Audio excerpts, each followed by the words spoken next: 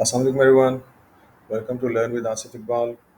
आज का हमारा टॉपिक होने जा रहा है जी, डोमेन रजिस्ट्रेशन कैसे करते हैं, क्या टाइप्स होती हैं, उसके फ़ायदे क्या हैं, क्या किन चीज़ों का ध्यान रखना चाहिए आपने डोमेन को रजिस्टर करते वक्त, कॉस्ट की क्या इम्प्लिकेशंस होती हैं और क्या क्या रिस्क्स होते हैं, ख़ास तौर पे पाकिस्तान में जब हम डोमेन को यहाँ पे रिज़र्व कर रहे होते हैं। तो ये सारी चीज़ें हम आज इंशाल्लाह डिस्कस करेंगे। पहले तो समझ लें कि डोमेन होता क्या है। गाइस, डोमेन जो होता है ये एक जो आपकी वेबसाइट होती है वो डोमेन होता है। मतलब something dot com, for example Google dot com, Facebook dot com, ये डोमेन है। इसको डोमेन भी बोलते हैं, इसको यूआरएल भी बोलते हैं। नॉर्मल लोग आम फहम में इसको वेबसाइट भी बोला जाता है, लेकिन इसका टेक्निकल नेम है डोमेन। ठीक है जी। तो डोमेन नेम है और इसको कुछ लोग तो टॉप लेवल डोमेन भी कहलाता है, तो टीएलडी भी बोलते हैं इसको। ठीक है, लेकिन समझ लीजिए कि बेसिकली ये डोमेन होता है जो आपकी क्या होती है, एक ह्यूमन रीडेबल यूनिक एड्रेस होता है, अवेलेबल होता है इंटरनेट पे। इस ये जैसे कि आपका एड्रेस होता है, घर का एड्रेस आपका पूरी दुनिया में किसी और का नहीं हो सकता। इसी तरीके से जो इंटरनेट पे आपका घर का एड्रेस है वो आपका डोमेन नेम है। और ये आप खरीदते नहीं हो, बेसिकली इसको हम रेंटिंग करते हैं। क्योंकि रेंटिंग ऐसे होती है, कम से कम पीरियड जो होता है ज़्यादातर वेबसाइट्स का, ज़्यादातर डोमेन्स का वो होता है 1 ईयर का। लेकिन कुछ डोमेन्स जो होते हैं वो 1 ईयर के नहीं, वो कम से कम 2 साल के खरीदे जाते हैं। मिसाल के तौर पर पाकिस्तान वाला है डॉट पी के वाला, .com.pk वाला जो डोमेन है, या .co.uk वाला डोमेन है, ये आपने कम से कम फर्स्ट ईयर आपने 2 साल के लिए ही लेने पड़ते हैं। तो ये कुछ चीज़ें होती हैं। अच्छा, कॉस्ट भी हर डोमेन की अलग अलग होती है। तो आपको वो देखना पड़ता है कि कौन सा डोमेन वाला आपको क्या दे रहा है। ठीक है, मैं यहाँ पे आपको कुछ डोमेन टाइप्स बता देता हूँ। जैसे कि जेनरिक आपने सबने सुना होगा, सबसे पॉपुलर वाली जो है वो डॉट कॉम है। ये कमर्शियल वेबसाइट्स के लिए होती है। सबसे पॉपुलर यही है और इस पे इतना लोड हो चुका है कि जी अब ना इस पे 6 कैरेक्टर या 7 कैरेक्टर्स के लेटर्स मिलने मुश्किल होते हैं, क्योंकि सब भर चुके हैं।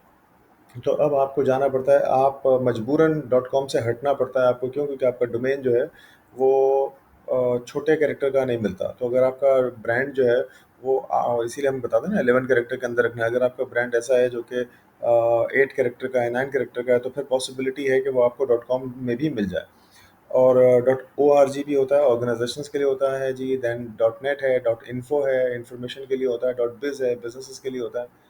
तो ये जेनरिक वो हैं नेम की टाइप। ऐसे ऐसे फ़र्क कोई नहीं पड़ता है कि कोई सी भी टाइप हो, लेकिन ये सिर्फ एक क्लासिफिकेशन करने के लिए मैंने आपको बताई कि इससे फ़र्क कोई नहीं पड़ता कि कोई सा भी डोमेन हो, सिर्फ इसमें कॉस्ट का फ़र्क पड़ता है।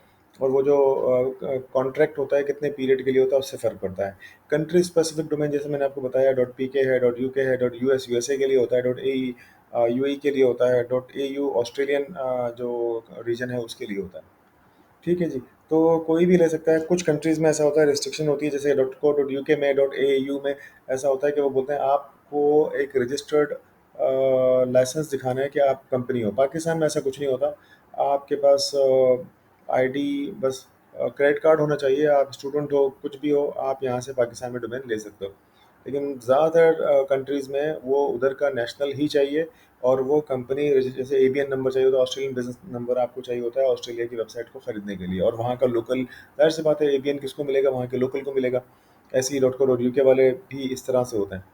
स्पॉन्सर्ड जो डोमेन की टाइप होती है जी, ये बड़े क्रिटिकल होती है। ये ऑर्गेनाइजेशंस को मिलती है। मिसाल के तौर पर .edu, ये यूनिवर्सिटीज़ को ही मिलती है या कॉलेजेस को मिलती है या स्कूल को भी मिल सकती है। उन्हें प्रूफ देना पड़ता है कि वो एक ऑथेंटिक एक अथॉरिटी हैं, स्कूल हैं, कॉलेज हैं। तो वो रजिस्ट्रेशंस के सर्टिफिकेट्स देने पड़ते हैं, उन्हें बताना पड़ता है, दिखाना पड़ता है। तो उसका एक लंबा प्रोसेस होता है, ऐसा नहीं होता। बाकी डोमेन तो ऐसे होते हैं, आपने अभी क्रेडिट कार्ड की इन्फॉर्मेशन डाली, विद इन अ सेकेंड आपका डोमेन रिजर्व हो गया।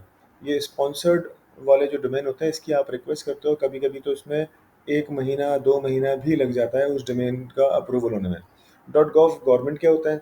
ये तो ऑब्वियसली गवर्नमेंट लेवल पे ही जो होती है, गवर्नमेंट से जो correspondence होती है गवर्नमेंट की ही को मिलती है। .mil बेसिकली मिलिट्री के लिए मिलते हैं। तो ये बड़े स्पॉन्सर्ड होते हैं। ये इसकी रेगुलेशन लंबी होती है। फिर आजकल जी एक और नई टर्म आई है, वो न्यू डोमेन्स आए। तो न्यू डोमेन टाइप जो है वो .app है, .tech है, .blog है, .design है, .iot है, .io है, बहुत सारे हैं सब हैं। कुछ होते हैं जी ब्रांडेड डोमेन भी होते हैं, जैसे .abbot है, डॉट आगा खान है, डॉट एप्पल है, डॉट बीबीसी है, इस तरह के डोमेन भी आप ले लेते हैं, तो वो भी एक डोमेन की टाइप होती है। ठीक है जी, तो ये डोमेन की टाइप सिर्फ मैंने आपको बताई, इससे फ़र्क कोई नहीं पड़ता कि क्या ले रहे हैं, लेकिन क्या होता है बाय डिफ़ॉल्ट एक आम आदमी वेबसाइट का सुनते ही जो उसके दिमाग में आता है, वो आता है कि ये डॉट कॉम ही होगा। तो ये एक बड़ा प्रॉब्लम होता है कि आप ब्रांडिंग जब कर रहे होते हैं तो लोगों को मालूम नहीं होता वो कोई भी वेबसाइट आप, इसीलिए जब आपने वेबसाइट की ब्रांडिंग करनी होती है तो उधर मेक श्योर करना पड़ता है कि आपने उसका करेक्ट डोमेन टाइप डालनी है। मिसाल के तौर पर जब जियो टीवी शुरू शुरू में आया था, तो लोगों ने जो है वो मार्केट इस तरह से नहीं कर रहे थे। तो हुआ क्या कि लोगों ने जियो डॉट कॉम लिखना शुरू कर दिया, लेकिन वेबसाइट जो है वो जियो डॉट टीवी है। तो हुआ क्या, एक जिसने किसी ने भी रिजर्व की होगी वहाँ पे, जो भी उस वेबसाइट पे जा रहा था तो उससे हो क्या रहा था कि वो डोमेन उधर पे वायरस उनके कंप्यूटर्स में आ रहे थे। तो या फिर कोई मिस्टेक हो सकती है कुछ, लेकिन फिर उन्होंने जो जियो टेलीविज़न वाले हैं उन्होंने हर जगह मेक श्योर किया कि वो अपनी वेबसाइट का करेक्ट एड्रेस बताएं, तो वो हमेशा बताते हैं जियो डॉट टीवी। तो इसीलिए जब भी आपने वेबसाइट को ब्रांड करना है तो अपने डोमेन के साथ, तो उसको करेक्ट एक्सटेंशन को लगाना ज़रूरी है। ऐसा नहीं है कि सिर्फ आपने बोल दिया कि हमारी वेबसाइट विजिट करें जियो, ऐसा नहीं। आपने बोलना है हमारी वेबसाइट विज़िट करें जियो डॉट टीवी। ठीक है जी। तो ये एक चीज़ हो गई कि आप डोमेन को किस तरह से क्या उसके बेनिफिट्स होते हैं आपको पता चल गया। अब हम बात करेंगे जी उसको रिज़र्व कैसे करते हैं। पहली बात तो ये है कि आपने एक वेबसाइट बता रहा हूँ होवर डॉट कॉम, इधर पे जाना है, और ये बहुत ही जेन्युइन वेबसाइट है। यहाँ जाइएगा, आप पहले तो चेक कीजिए कि वो डोमेन अवेलेबल है कि नहीं है। अगर वो अवेलेबल है तो वो बता देगा कि जी ये अवेलेबल है, आपने ख़रीदना वहाँ से नहीं है, क्योंकि वो एक महंगा डोमेन देगा, वो $18 प्लस आपको कॉस्ट देगा।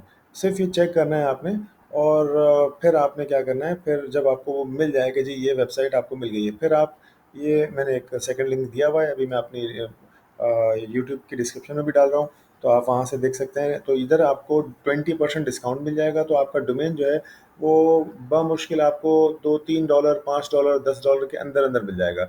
जबकि हूवर पे आपको हो जाएंगे तो $18, तो आपकी यहाँ पे सेविंग हो रही है 20% से ज़्यादा की सेविंग आपको यहाँ पे देखने को मिलेगी। तो कोशिश कीजिएगा इसी लिंक से अपना डोमेन रिजर्व करें, आगे आपकी मर्ज़ी है, आप किसी से भी लेना चाहें। थर्ड नंबर पे जी आप जब कर लेंगे तो आप कोशिश कीजिए कि अपनी जो प्रिवेसी पॉलिसी है, प्रोटेक्शन, उसको ऑन कीजिए। आप अपनी डिटेल दिखा देंगे कि जी मेरा एड्रेस क्या है, मेरा फ़ोन नंबर क्या है, मेरी कॉन्टैक्ट डिटेल्स क्या हैं। तो होता है क्या है, जो मार्केटिंग कंपनियाँ हैं ना जी, आपको बहुत सारी स्पैम ईमेल भेजना शुरू कर देती हैं। आपके घर पे, सॉरी, आपके फ़ोन नंबर पे कॉलें आनी शुरू हो जाती हैं, आपकी ईमेल पे आनी शुरू हो जाती हैं। तो कोशिश करें उसको एन्क्रिप्ट कर दीजिए, प्रिवेसी पॉलिसी को प्रोटेक्शन में डाल दीजिए, तो वो दिखेगी नहीं। ठीक है जी। फिर क्या होता है, आप अपने डोमेन को वेरीफाई भी ज़रूर करवाइए, क्योंकि एक ईमेल भेजता है डोमेन रजिस्ट्रार आपको with in couple of days. कभी कभी वो सेम डे भेज देता है, कभी कभी नेक्स्ट डे भेजता है, कभी 2 दिन भी लग जाते हैं। वो आपको ईमेल आएगी, कोशिश करें कि आप इनबॉक्स भी चेक करें और स्पैम ईमेल भी चेक करें।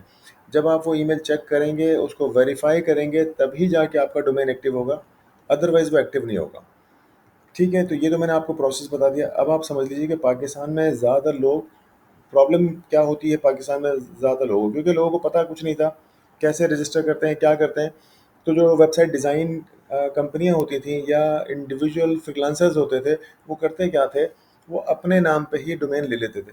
जो डिटेल डालते थे वो अपनी ईमेल डालते थे, अपना फ़ोन नंबर, अपनी ही डिटेल डाल देते थे, और बेसिकली तो उनको नहीं डालना चाहिए था। लेकिन इससे प्रॉब्लम ये होता था कि नेक्स्ट ईयर जब रिन्यूअल आता था, तो अब ये ब्लैकमेल होती थी कंपनी, क्योंकि वो डिटेल जिसकी डली हुई है वहाँ पे, वही उसका मालिक है। ठीक है, तो सबसे इम्पोर्टेंट चीज़ तो ये है कि आपने, अगर आपका डोमेन पहले से रिजर्व हुआ हुआ है, तो whois.com पे जाइए और वहाँ जाके चेक कीजिए कि आपका डोमेन आपके नाम पे है कि नहीं है। क्योंकि वो आपके नाम पे नहीं है तो वो किसके नाम पे है, तो सबसे पहले आप उसकी ऑनरशिप अपने नाम पे लीजिए। पाकिस्तान में क्योंकि अनएथिकल प्रैक्टिसेस बहुत सारी थी, तो करते क्या थे लोग कि वो किसी और का डोमेन अपने नाम से ले लिया है। अब अगले साल वो आएगा, वो हाईजैक हो जाते थे, अगले ब्लैकमेल हो रहे हैं, क्योंकि वो अगले साल आएगा, हमसे ही लेना है, और उसके रिन्यूअल के चार्जेस भी जितने चाहें वो ले सकते थे। तो इसीलिए बेहतर तरीका ये है कि आप ये ना करें, आप अपने कार्ड की डिटेल डालें। होस्टिंग आप किसी से भी ले लीजिए, लेकिन ज़रूरी चीज़ ये, डोमेन आपके नाम पे होना चाहिए, आपके कार्ड पे होना चाहिए। आजकल क्रेडिट कार्ड की कोई इशू है नहीं। आप नया पे, सादा पे और भी डेबिट कार्ड के ज़रिए भी पेमेंट करके अपना डोमेन ले सकते हैं। तो कोशिश कीजिए जो भी डोमेन लीजिए वो आपके नाम पे हो। ब्रांडिंग हमने पहले सीख ली थी कि कौन से ब्रांड नेम लेने हैं, और एक्सटेंशन देख लीजिए। एक और चीज़ याद रखिए कि जो कंट्री स्पेसिफिक डोमेन होते हैं ये कंट्री में ही चलते हैं।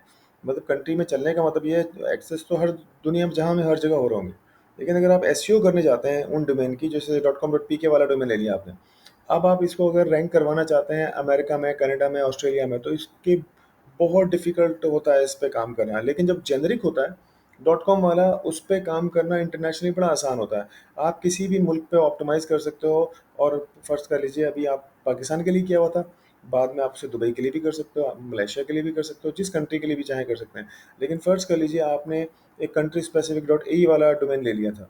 अब अगर आप उसे पाकिस्तान में कंटिन्यू करना चाहेंगे तो बड़ी मुश्किल होगी, क्योंकि गूगल इन्फ्लुएंस होता है, वो समझता है कि जी आपने जो ये कंट्री स्पेसिफिक डोमेन लिया है, इसका मतलब ये है कि इस कंट्री में ही इसकी रैंकिंग ज़्यादा होनी चाहिए, तो वो आपको वहाँ पे रैंक कर रहा होता है।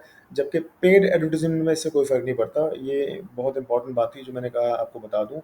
इसी के साथ इंशाल्लाह फिर मुलाकात होगी अगली वीडियो में। बहुत बहुत शुक्रिया, थैंक यू वेरी मच।